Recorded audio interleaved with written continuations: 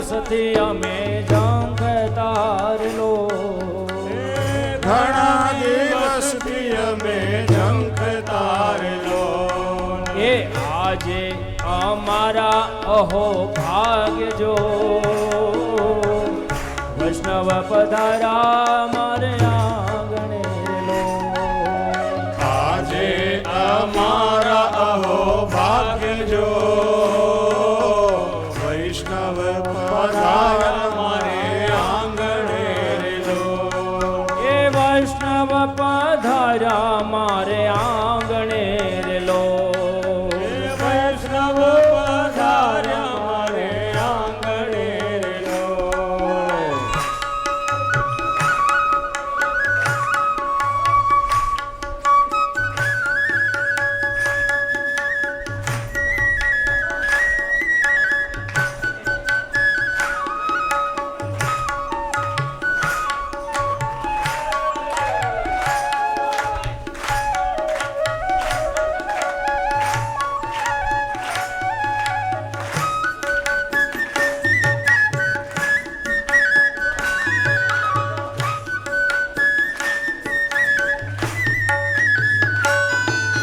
સત્સંગમાં આનંદ ઉમટો રે લોલ. સત્સંગમાં આનંદ ઉમટ્યો રે લો. એ હારે સત્સંગમાં આનંદ ઉમટ્યો રે લોલ. સત્સંગમાં આનંદ ઉમટ્યો રે લો. અરે વૈષ્ણવ કૃપાથી સિદ્ધ થાય જો વૈષ્ણવ પધાર્યા મારે આંગણે લો. વૈષ્ણવ કૃપાથી સિદ્ધ થાય જો વૈષ્ણવ પધાર્યા મારે આંગણે લો. જય હો.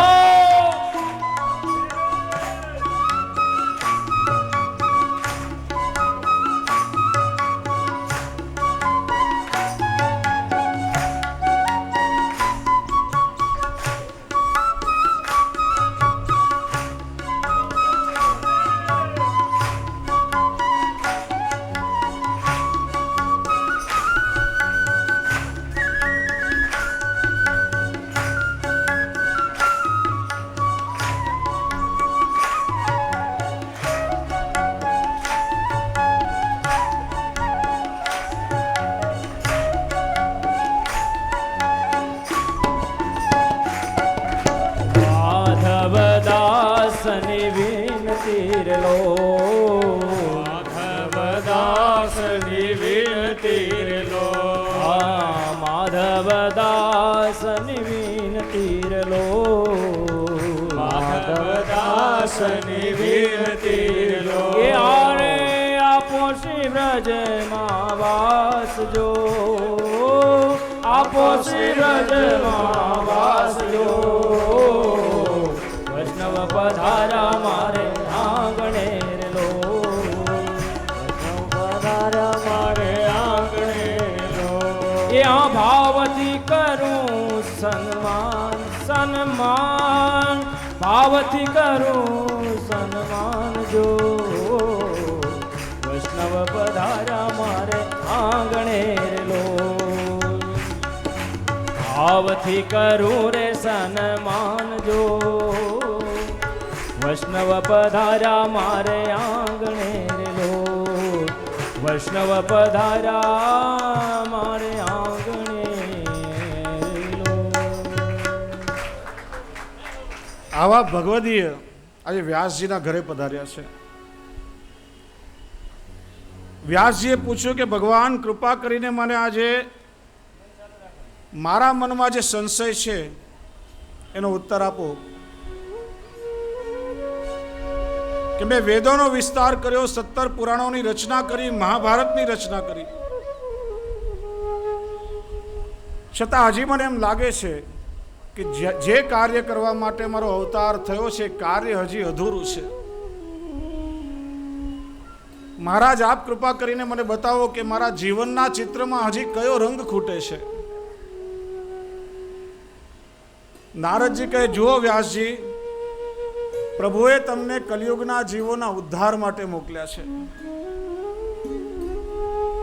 તમે આટલી રચનાઓ તો કરી, પણ પ્રભુ હજી ઈચ્છે છે કે કલિયુગના જીવોના ઉદ્ધાર માટે તમારા દ્વારા એવી રચના થાય કે આ જગતની પાછળ ભાગતા ભાગતા જીવ જગદીશની પાછળ ભાગતા થઈ જાય.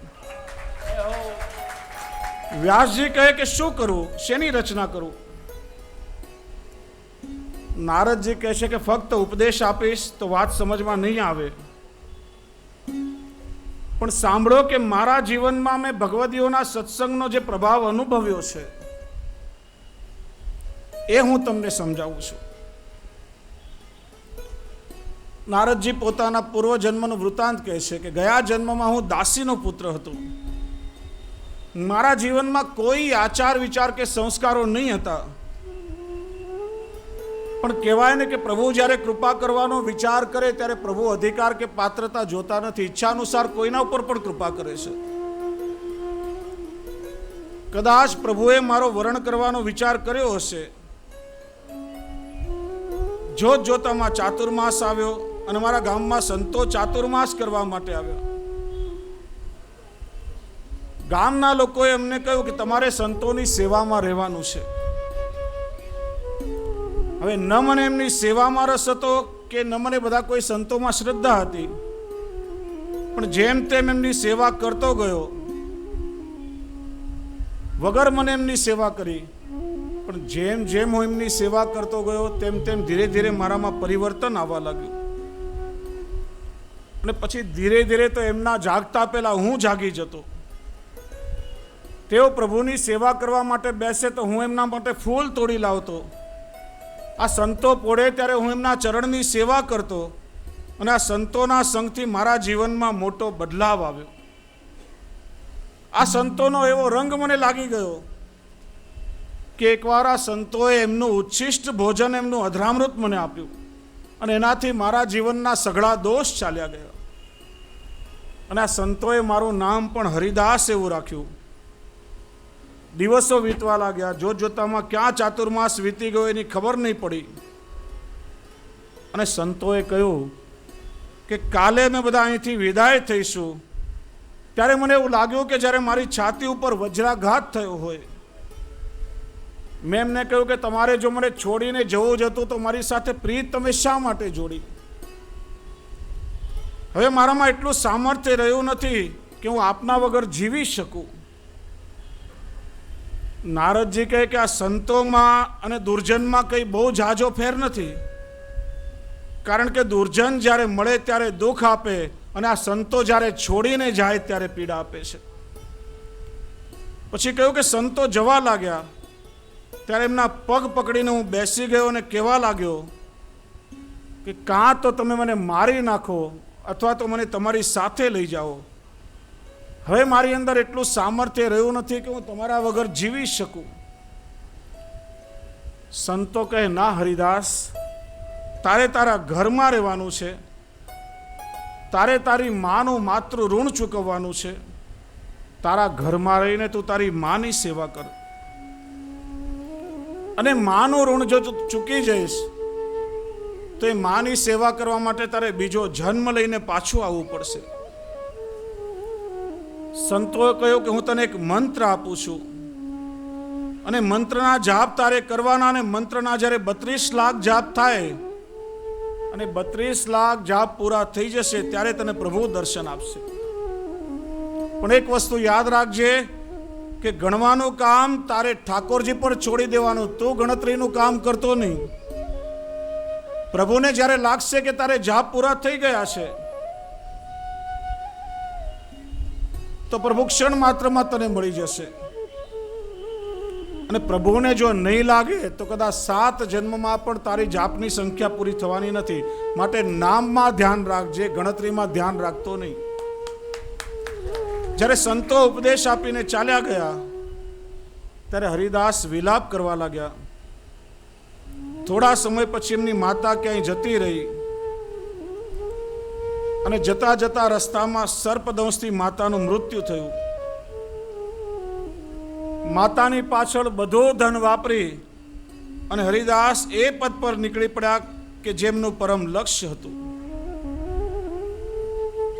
ચાલતા ચાલતા પ્રભુનું નામ લેતા જાય છે. ગુરુના વચનમાં વિશ્વાસ છે કે ચોક્કસ મને પ્રભુના દર્શન થશે. ચાલતા ચાલતા તીર્થાટન કરતા જાય છે. પગમાં છાલા પડી ગયા છે, પણ હરિદાસ વિચારે છે કે ચલતે ચલતે પૂછા મુझको मेरे पैर के छालों ने, बस्ती कितनी दूर बसाली दिल में बसने वालों ने.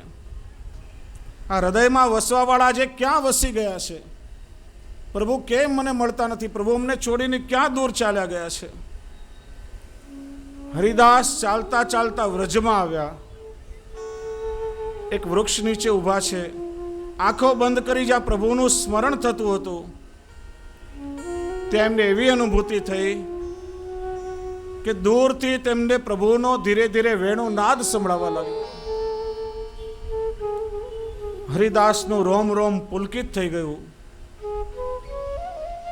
કર્ણમાં પ્રભુની વેણુનો નાદ પડી રહ્યો છે. આંખો બંધ છે અને એક શ્યામ વર્ણ સ્વરૂપ પીતાંબરધારી હાથમાં મુરલી લઈને નૃત્ય કરતા કરતા તેમને પોકારી રહ્યું હોય એવો અનુભવ હરિદાસને થયો. આંખો ખોલીને ઝબકીને જોયું તો ત્યાં પેલું સ્વરૂપ અદ્રશ્ય થઈ ગયું. વિચારવા લાગ્યા કે શું આ હકીકત હતી કે કેવલ ચિત્તનો ભ્રમ હતો. ત્યાં આકાશવાણી સંભળાઈ કે હે વત્સ, મેં તને બંધ આંખોથી દર્શન આપ્યા કારણ કે હજી તારી અંદર સૂક્ષ્મ વાસના છે. હજી મારા પ્રત્યક્ષ દર્શન કરતા તને સમય લાગશે. નારદજી કહે છે કે પછી એ દેહનો ત્યાગ કરતા પહેલા મને દેહની નશ્વરતા અને આત્માની અમરતાનું જ્ઞાન થઈ ગયું હતું.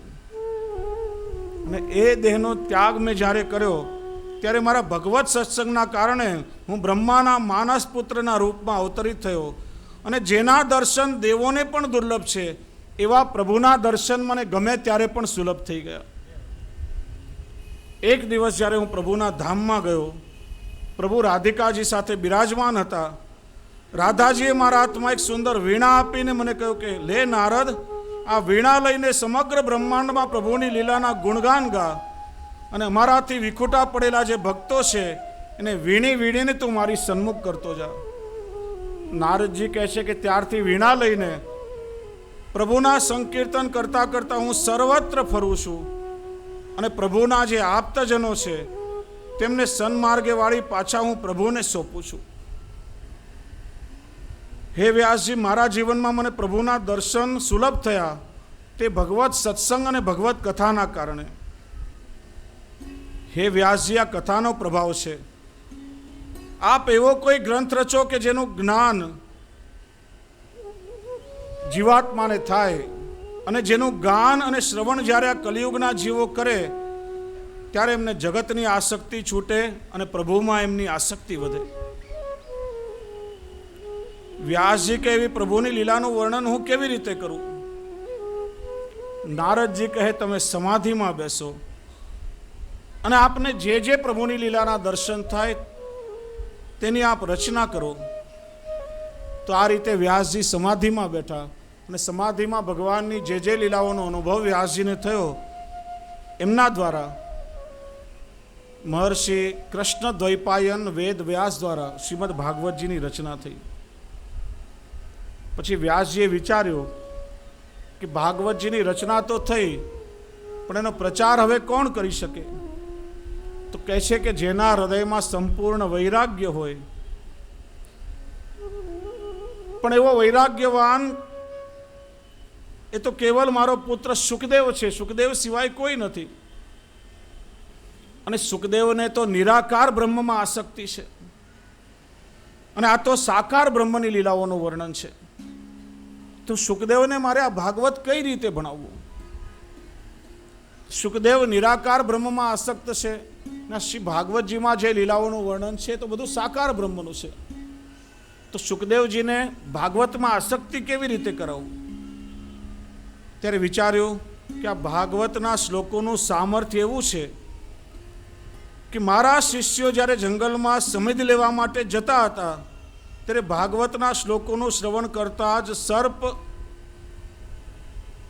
સિંહ જેવા હિંસક પશુઓ અને એની સાથે હરણ, ગાય જેવા અહિંસક પશુઓ બધા ભાન ભૂલી અને એક સાથે વિહાર કરતા હતા. જો હિંસક પશુઓની વૃત્તિ બદલાઈ જાય તો આનું શ્રવણ કરીને મારા પુત્ર શુકદેવની વૃત્તિ કેમ ન બદલાય?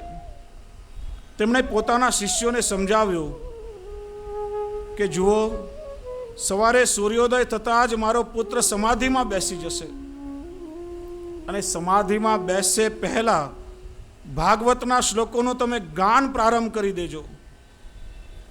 વ્યાસજીનો આદેશ થતાં જ તેમના શિષ્યો એ સ્થાન પર આવી ગયા કે જ્યાં સુખદેવજી સમાધિ લગાડવાના હતા. અને પ્રભાત થતાં જ વ્યાસજીના શિષ્યોએ શ્રીમદ ભાગવતજીના શ્લોકો ગાવાનો પ્રારંભ કર્યો. બરહા પેડમ નટવર વપુ કર્ણયો કર્ણિકારમ બિભ્રદ્વાસક કનક કપિશમ વૈજયંતીં ચ માલામ રંધ્રાન વેણુ રધર સુધરયા પૂરયન ગોપવૃંદૈર વૃંદારણ્યમ સ્વપદરમણમ પ્રાવિશદ ગીત કીર્તિ. અને આ શ્લોકોનું વર્ણન થતાં જ સુખદેવજી વિચારે છે કે આવું અદ્ભુત વર્ણન કોનું છે? બરહાપીડમ, કે જેમનું મોરનું પીછ માથે લગાવ્યું છે, નટવત વેશ જેમણે ધારણ કર્યો છે,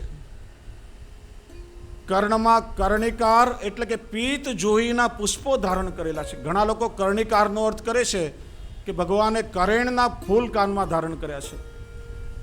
કર્ણિકારનો અર્થ કરેણ નહીં, પણ આજે પણ આપણે નાથદ્વારામાં જઈએ તો પીળા રંગની જોઈના પુષ્પો ત્યાં થાય છે અને ઉષ્ણકાલમાં શ્રીજી બાબા પીત જોઈની માળા ધરે છે. કર્ણિકારનો અર્થ થાય છે કે આ પીત જોઈ, એના પુષ્પો જેમને કર્ણમાં ધારણ કર્યા છે. પીળા સોના જેવા રંગનું પીતાંબર જેમને ધારણ કર્યું છે અને વૈજયંતી માલા સાથે અનેક રત્નોની માળા ધારણ કરી છે. આ શું શ્યામ સુંદરનું વર્ણન છે? હજી આગળ વર્ણન આવશે એમ સમજી અને સુખદેવજી રાહ જોતા હતા. પણ વ્યાસજીનો શિષ્યોને આદેશ હતો કે તમે કેવલ આટલો જ શ્લોક બોલજો. અહીં સુખદેવજી પદ્માસન લગાડે છે પણ એમનું મન શ્લોકમાં ખેંચાય છે કે આવું અદ્ભુત વર્ણન કોનું હશે? સમાધિમાં સુખદેવજીનું મન લાગતું નથી. અને એ જ વખતે વ્યાસજીના શિષ્યોએ બીજો શ્લોક ગાયો. અહો બકીયમ સ્તનકાલકૂટમ જિગાંસયા પાય યદયપ્ય સાધ્વી લેભે ગતિમ ધાતૃ ચિત્તામ તતોન્યમ કંવા દયાલુમ શરણમ વ્રજેમ. પ્રભુનો સ્વભાવ કેવો છે? તો કે બકની બહેન, બકી એટલે કે પૂતના, બક એટલે કે દંભ, અને દંભની બહેન અવિદ્યારૂપી પૂતના જ્યારે પોતાના સ્તન પર કાલકોટ વિષ લગાડીને શ્યામ સુંદરને મારવા માટે આવી હતી, તો પણ આ પ્રભુનો સ્વભાવ તમે જુઓ કે આવી પૂતનાની પ્રકૃતિ જોયા વગર પ્રભુએ એને માની ગતિ આપી દીધી. જે પોતાને મારવા આવે એનો પણ પ્રભુ ઉદ્ધાર કરે, આવા દયાળુ બીજા કોણ હોઈ શકે?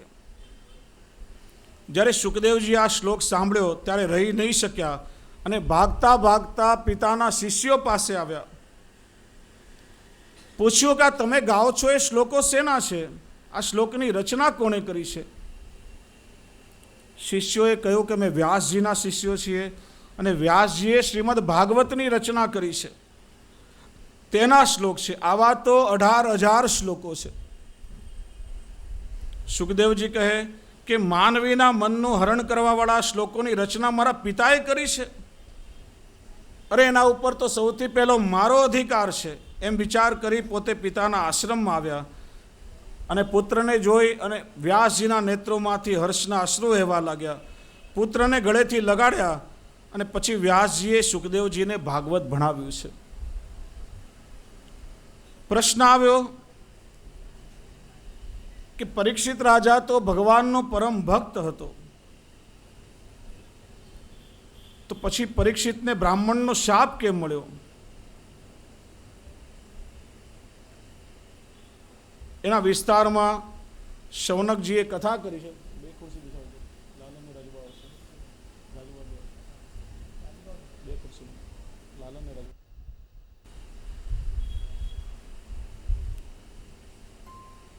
શૌનકજીએ કથા કરી,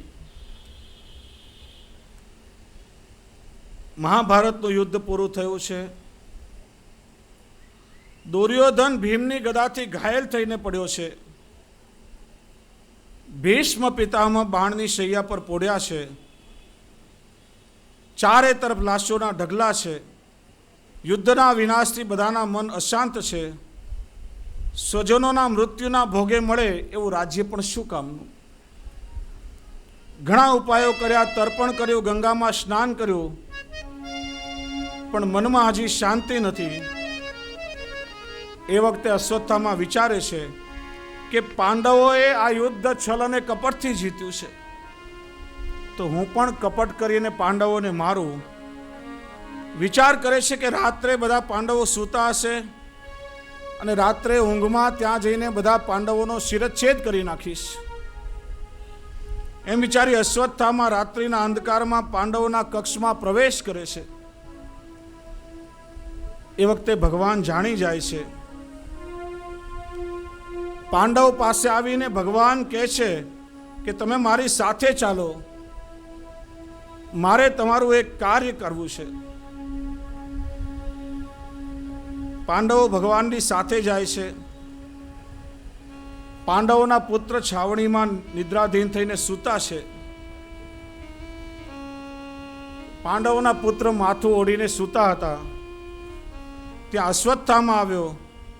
પાંચે સૂતેલા બાળકોને પાંડવો સમજી તલવારના એક ઝાટકે તેમના મસ્તક ધડથી અલગ કરી નાખ્યા.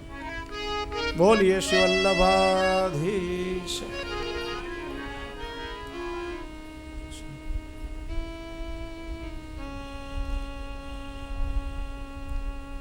બહુ જ આનંદનો અવસર છે કે અમારા અનુજ ચિરાયુષ્યમાન શ્રી પુરુષોત્તમલાલજી, અમારા લાલન ચિરાયુષ્યમાન અનુગ્રહ કુમારજી બંને આજે વચનામૃત કરવાના છે. બંને લાભ આજે મળશે. એટલે વૈષ્ણવને ખાસ એક સૂચના કે આજે ઘડિયાળ સામે કોઈએ જોવાનું નથી. એનું કારણ આજે તો ઘણો આનંદ આપણે લેવાનો છે. અહીંથી લીલાના દર્શન થશે. ખાસ સુરેન્દ્રનગરથી મનોજભાઈ જોશી, જેઓ પોતાના શરીર પર 1100 દીવડા બાંધી અને નૃત્ય આરતી કરશે.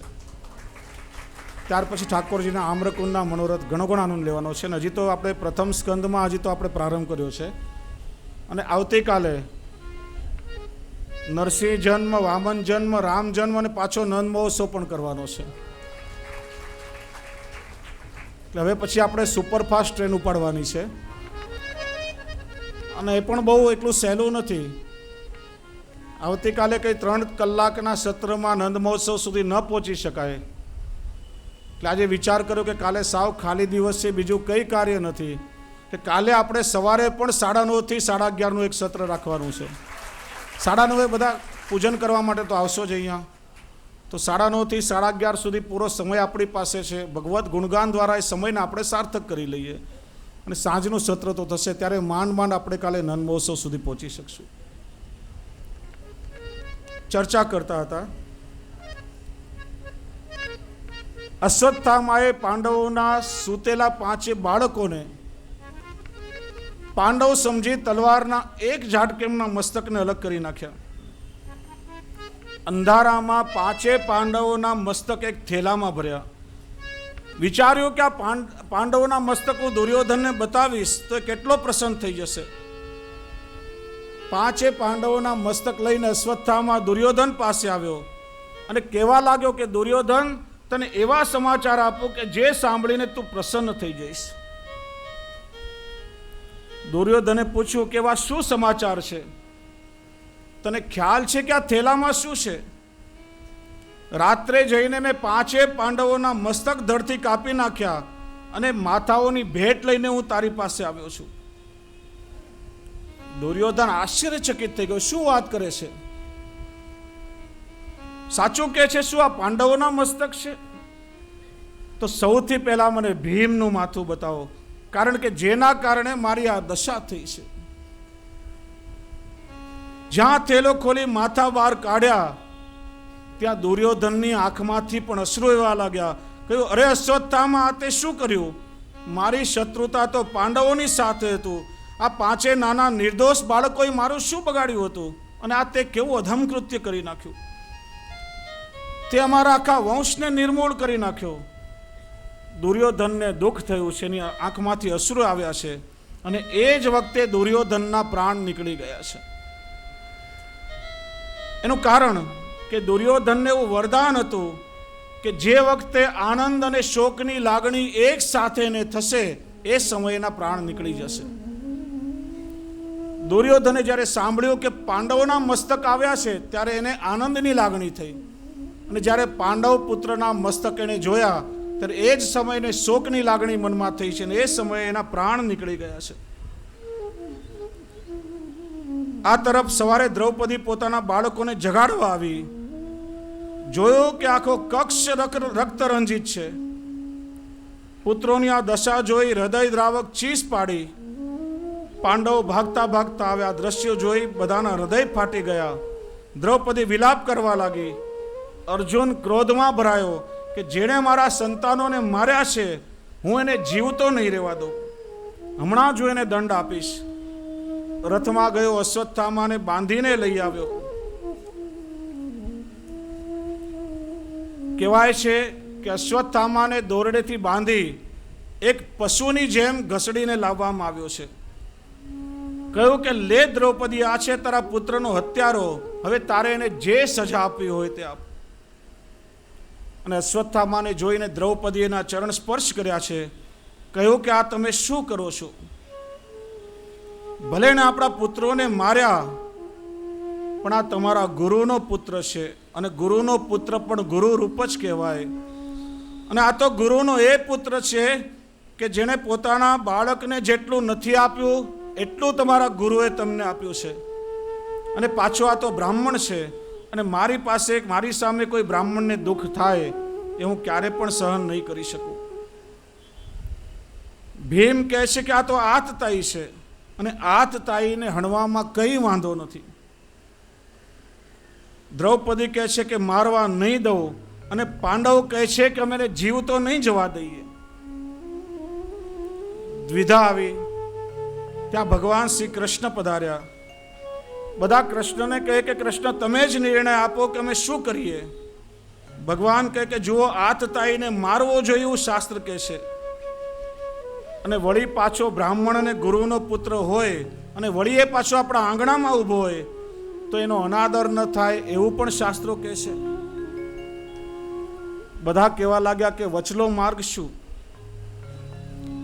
ત્યારે ભગવાને કહ્યું કે જુઓ, જે વ્યક્તિનું ખૂબ સન્માન થતું હોય, આ જગતમાં જેનું બહુ માન હોય, એને મારી નાખો તો એક જ વખતમાં એનું મૃત્યુ થઈ જાય, પણ એને અપમાનિત કરીને જીવતો રાખો તો જીવનના પળ પળમાં એ માણસનું મૃત્યુ થાય છે. હમણાં એક ઝટકામાં આને મારી નાખશો તો એ શિક્ષા એના માટે બહુ ઓછી કહેવાશે, પણ આને અપમાનિત કરીને છોડી દેવો જોઈએ.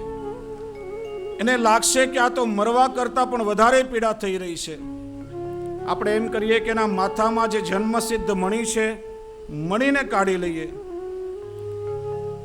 આનું કારણ ઘણા વિદ્વાનો કરતા હોય છે કે અશ્વત્થામા એ સંસારનું પ્રતીક છે, અને આ સંસાર કેવો છે કે ન તો એને મરાય કે ન તો એને છોડાય. મારવા જાઓ તો સંસાર મરે નહીં, અને સંસારને આપણે છોડવા જઈએ તો સંસાર છૂટે નહીં.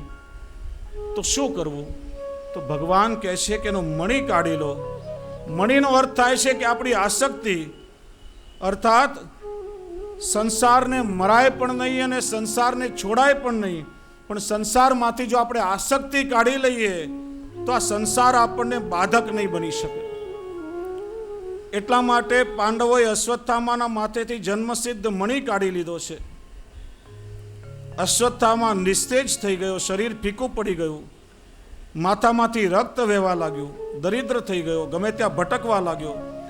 લોકો એની મશ્કરી કરતા જાય, એનું અપમાન કરવા લાગ્યા અને તરછોડવા લાગ્યા. અશ્વત્થામા વિચારે છે કે હું અપમાનિત જીવન મને આપ્યું એના કરતાં તો મને મારી નાખ્યો તો વધારે સારું થાત. આ પાંડવોને કારણે મારી આવી દુર્દશા થઈ છે, તો આ પાંડવોને નહીં છોડું. હું જાણું છું કે ઉત્તરાના ગર્ભમાં પાંડવોનો છેલ્લો વંશ ઉછરી રહ્યો છે. હું એનો નાશ કરી નાખીશ, હું પાંડવોના વંશને સમાપ્ત કરી દઈશ. એમ બદલો લેવાની ભાવનાથી અશ્વત્થામાએ બ્રહ્માસ્ત્રનું અનુસંધાન કર્યું અને ગર્ભના બાળકને મારવા માટે ઉત્તરા પર ફેંક્યું.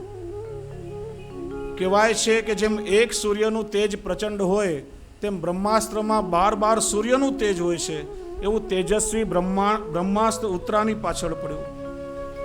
ઉત્તરા ભયભીત થઈ ભાગવા લાગી, વિચારવા લાગી કે કોની પાસે જાઉં, મને કોણ શરણ આપે.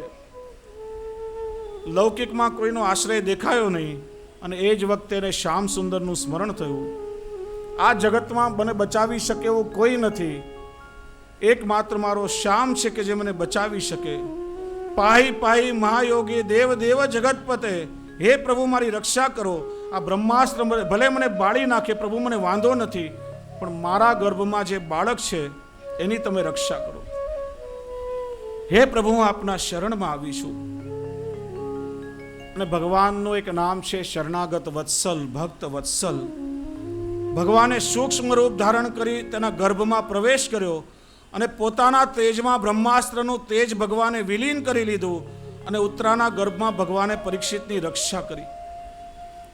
પરીક્ષિતને ગર્ભની અંદર જ ભગવાનના દર્શન થયા માટે તે ઉત્તમ શ્રોતા બન્યો. ભગવાને પરીક્ષિતની રક્ષા ગર્ભમાં કરી આપણે સૌએ સાંભળ્યું, પણ વાસ્તવમાં તો દરેકની રક્ષા ભગવાન ગર્ભમાં કરતા જ હોય છે. તમે વિચારો કે આપણે જ્યારે માતાના ગર્ભમાં હતા ત્યારે આપણને શ્વાસ લેવા માટે ઓક્સિજન ત્યાં કોણે આપ્યું? અન્ન કોણે આપ્યું? આપણું પોષણ 9 મહિના સુધી માતાના ઉદરમાં કોણે કર્યું?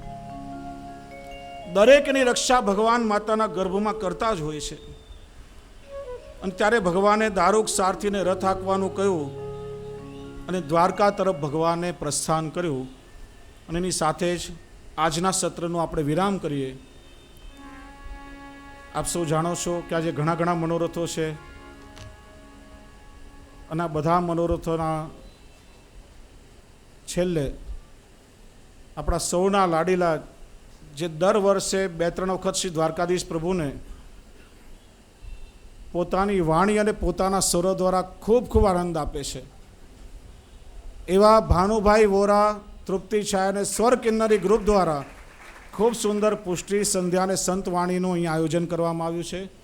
8:30 થી 10, 10:30 વાગ્યા સુધી આપણે એનો ખૂબ લાભ લેવાનો છે. કોઈ વૈષ્ણવ જવાનું નથી.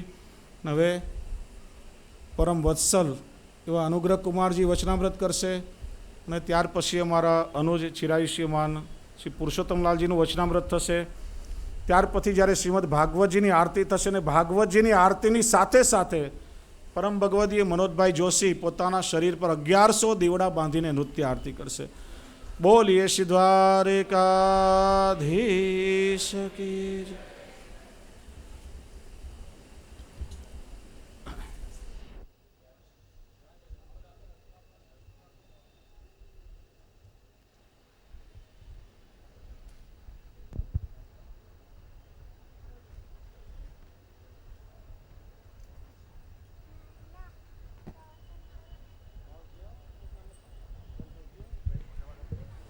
પરમ ભગવદીય ગોપાલભાઈ ભટ્ટર કે જેમની સાથે અમારા ઘરનો 3 પેઢીનો સંબંધ છે. અમારા ઘરનો કોઈ પણ પ્રસંગ હોય, અમારા દાદાજીના જનોઈથી લઈ ને અમારા ઘરનો કોઈ પણ પ્રસંગ હોય, પણ આ મંડપ હોય ગોપાલભાઈનો. અત્યારે પણ આજે મંડપ આપ જોઈ રહ્યા છો. દર વર્ષે દ્વારકાધીશજીની સેવા અહીંયા વિનામૂલ્યે કરતા હોય છે.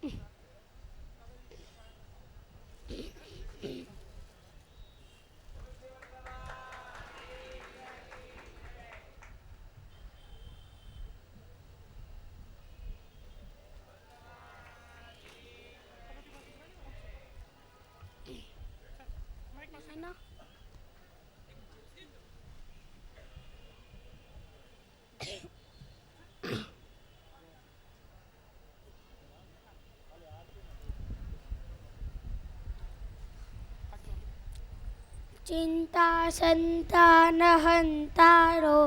यत्पादाम्बुजरेणव स्वीयानां तां निजाचार्यां प्रणमामि मुहुर्मुहुः यदनुग्रहतो जन्तु सर्वदुःखातिगो भवे तमहं सर्वदा वन्दे श्रीमद्वल्लभनन्दनम् अज्ञानतिमिरान्धस्य ज्ञानाञ्जनशलाकया चक्षुरुन्मीलितं येन तस्मै श्रीगुरवे नमः नमामि हृदये शेषे लीलाक्षीराब्धिविशायनं लक्ष्मीसहस्रलीलाभि सेव्यमानं कदालिधिं चतुर्भिश्च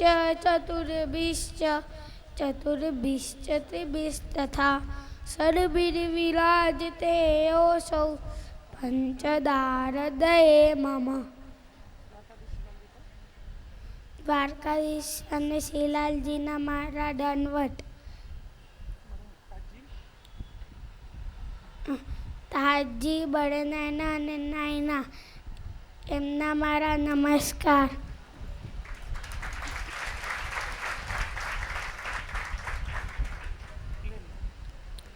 એકવાર એક છોકરી હતી, એ પ્લેનમાં બેસતી હતી.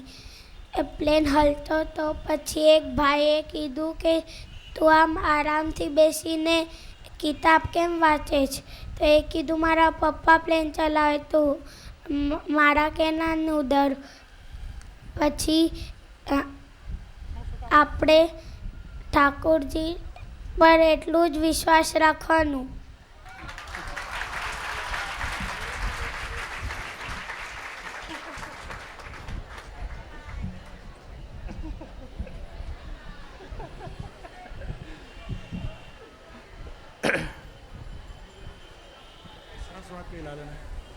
કેટલી સુંદર વાત કરી. સમજાયું કોઈને? બહુ સારું.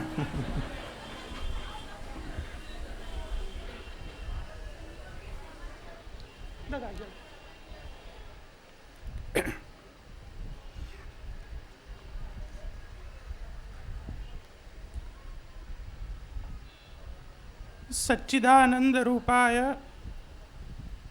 विश्वोत्पत्त्यादि हेतवे तापत्रय विनाशाय श्री कृष्णाय वयं नुमः.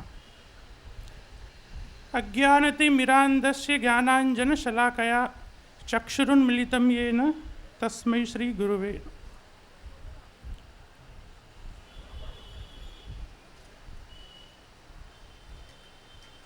ऊपर विराजमान श्रद्धेय पूज्य पितृचरण, आचार्य पीठ पर विराजमान श्रद्धेय पूज्य भ्रातुचरण, मंच पर विराजमान परम वत्सल चिरंजीवी अनुग्रह कुमार जी तथा श्रीमद् भागवत कथामृतનું રસપાન કરવા પધારેલા ભાગ્યવાન પ્રિય વૈષ્ણવજનો,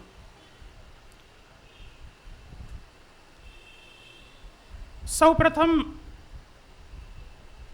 પ્રવચનની શરૂઆત કરતા પહેલા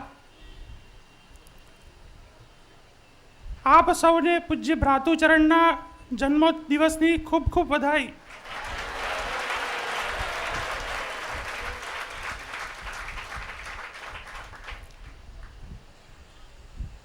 પ્રિય વૈષ્ણવજનો,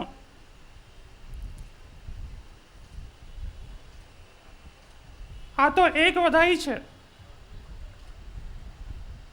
પૂજ્ય દાદાજી પૂજ્ય ભ્રાતુચરણની કૃપાથી આવી ત્રણ વધાઈ હજી આપવાની છે. એક તો પૂજ્ય ભ્રાતુચરણના જન્મદિવસની વધાઈ, સાથે સાથે આવતી ફેબ્રુઆરીમાં મહાસુદ નોમતી મહાવદ ચોથ તારીખ 19/2 થી 1/3 સુધી આપણા અમરેલી ઘરની દંડવતી પરિક્રમા થવાની છે, તેની વધાઈ. અને સાથે સાથે આવતા વૈશાખ મહિનામાં સુરત મુકામે પૂજ્ય ભ્રાતુચરણની શ્રીમદ ભાગવત કથા છે, અને સાથે સાથે લાલન બાવાની જનોઈ પ્રસ્તાવની પણ વધાઈ આપને.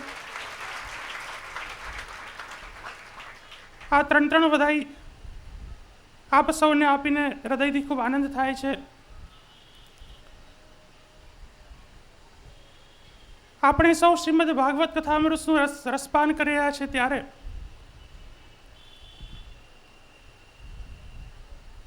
શ્રીમદ ભાગવતજી એટલો અદ્ભુત અલૌકિક ગ્રંથ છે કે જેના ઉપર કંઈ પણ બોલવું એ અમારું સામર્થ્ય નથી.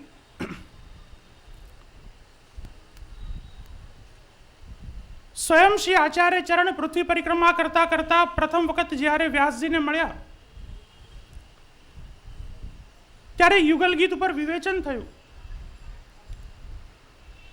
એ યુગલ ગીત સાંભળીને જે ભાગવતના રચયિતા છે સ્વયં વ્યાસજી દંગ થઈ ગયા કે આટલું સુંદર યુગલ ગીતનું વર્ણન કોણ કરી શકે. મનમાં થયું કે આ કોઈ દૈવી તત્વ છે, સ્વયં ભગવદ અવતાર છે જે પોતાની વાણી દ્વારા જ પોતાના સ્વરૂપનું પ્રતિપાદન કરી શકે. બીજી પૃથ્વી પરિક્રમા વખતે જ્યારે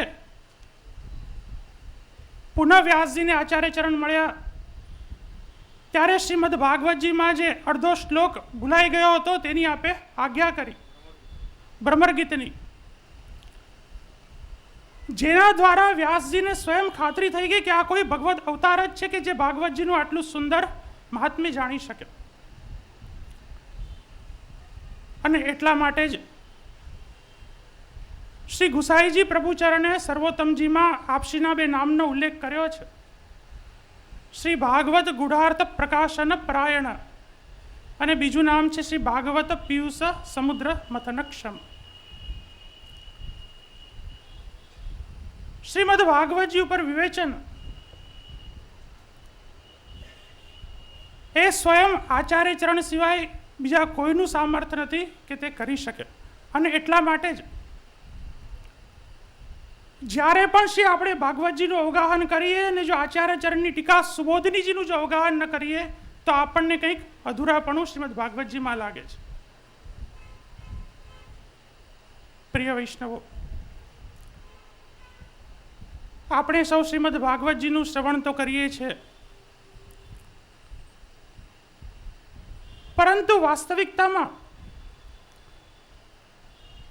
એ શ્રીમદ ભાગવતજીના તત્વને, એમાં થયેલી આજ્ઞાઓને, એમાં થયેલી પ્રભુની લીલાઓને આપણે સમજવાનો લેશ માત્ર પણ પ્રયાસ કરતા નથી. તત્કાલીન સમયમાં જોઈએ તો દરેક જગ્યાએ ભાગવતજી કેવલ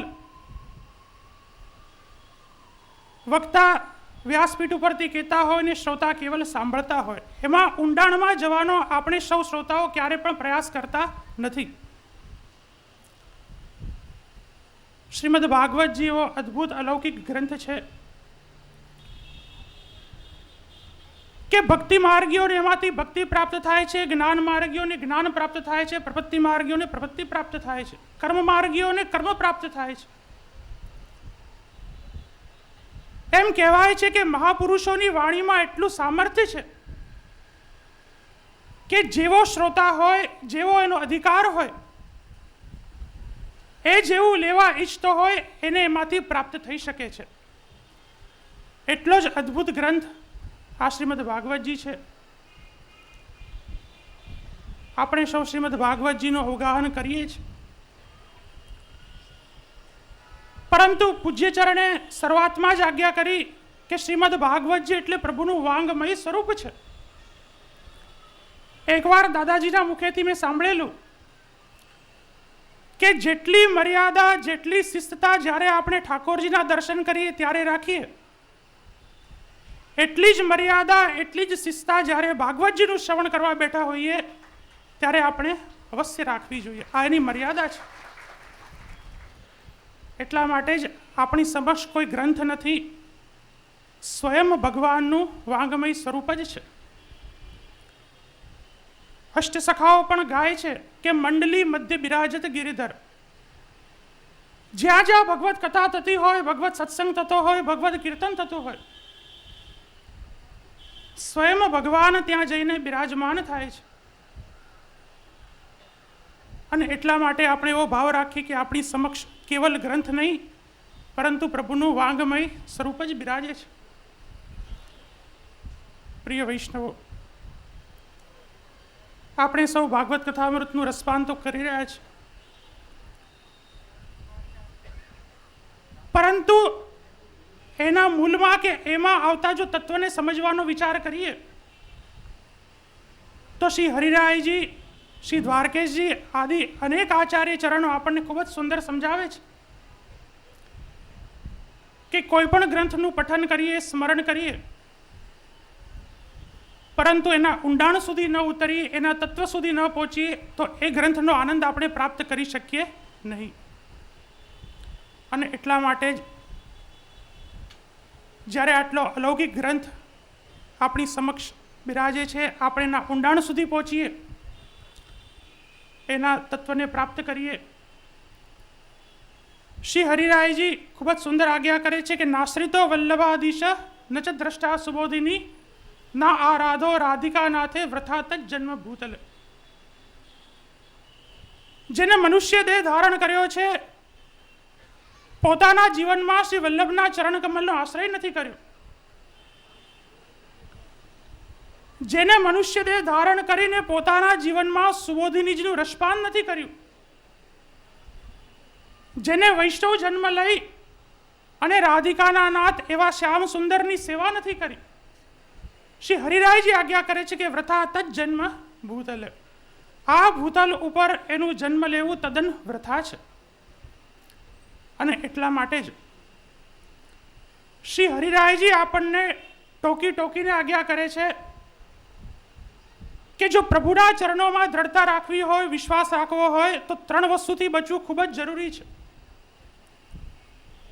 દુત્સંગથી, અસદાલાપથી અને અસમર્પિત વસ્તુથી. જીવનમાં આ 3 વસ્તુ ધ્યાનમાં રાખી જો એમાં ઊંડાણપૂર્વક વિચાર કરશો તો ખબર પડશે કે એના મૂળમાં કેટલું તત્વ સમાયેલું છે. આપણે ત્યાં સામાન્ય કહેવત છે કે ભજન અને ભોજન કોઈની સામે કરવું નહીં. શ્રી હરિરાયજી આજ્ઞા કરે છે કે આપણે જે અન્ન છે, અન્ન જો અસમર્પિત લઈએ તો કેટલો મહાબાધક છે. શ્રી મહાભારતના પ્રસંગથી આપણે સમજી શકીએ કે એકવાર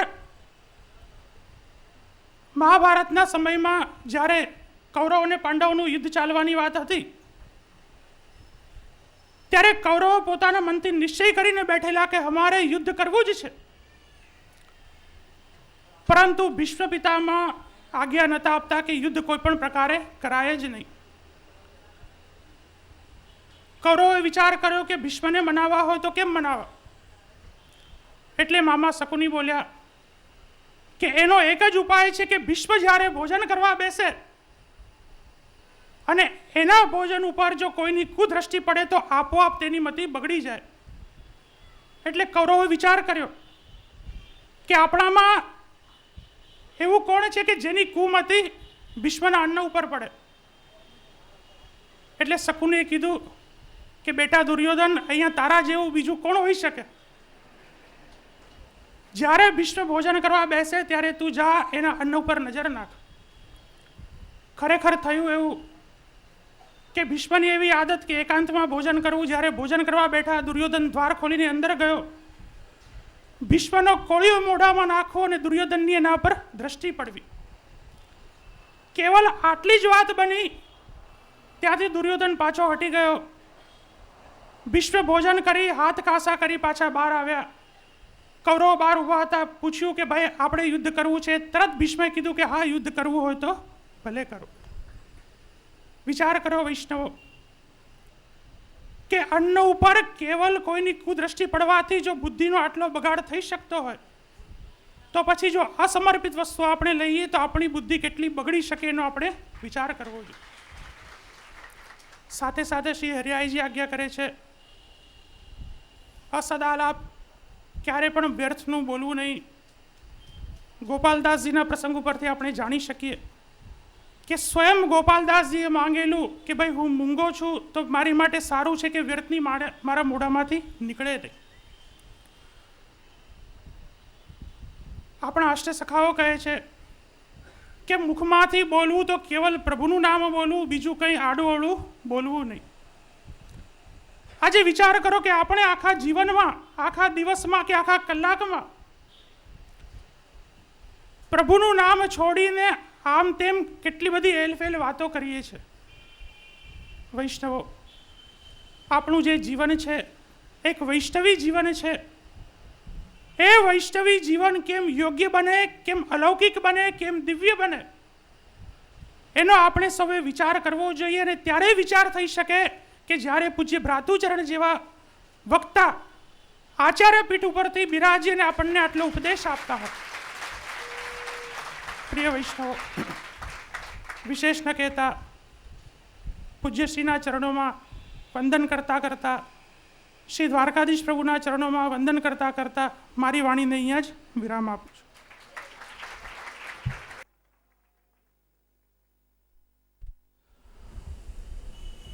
ખોલો. વૈષ્ણવો, બીજા સમગ્ર સત્રની વિશેષતા એ છે, પત્રિકામાં આપણે વાંચ્યું જ હશે, કેવલ જન્મદિનની વધાઈ સ્વરૂપે આ ભાગવત વચનામૃતમ નથી, પણ ગયા વર્ષે રાધાષ્ટમીના દિવસે પ્રાતસ્મરણીય શ્રદ્ધેય પિતૃચરણ 75મા વર્ષમાં આપનો પ્રવેશ થયો અને આ વર્ષે આપશ્રીને 75મું વર્ષ રાધાષ્ટમીના દિવસે પૂર્ણ થઈ રહ્યું છે. ત્યારે સમગ્ર વર્ષમાં જેટલા પણ આયોજનો કે મનોરથો થઈ રહ્યા છે, બધા પૂજ્યશ્રીના હીરક જયંતિ મહોત્સવના ઉપલક્ષમાં પણ થઈ રહ્યા છે. સાથે દ્વારકાધીશ પ્રભુને હું એ પણ વિનંતી કરું કે આપણા સૌનું કાંદિવલીનું છત્ર, સમગ્ર અમરેલી ઘરની સૃષ્ટિનું શિર છત્ર, અમારા ઘરનું છત્ર, અમારા પૂજ્ય દાદાજી શ્રી દ્વારકાધીશ પ્રભુ કૃપા કરીને આપને સ્વસ્થ દીર્ઘાયુષ્ય પ્રદાન કરે અને આપણે આપ સૌની સાનિધ્યમાં આપનો શતાબ્દી પર્વ ઉજવવા માટે અહીંયા એકત્ર થઈએ.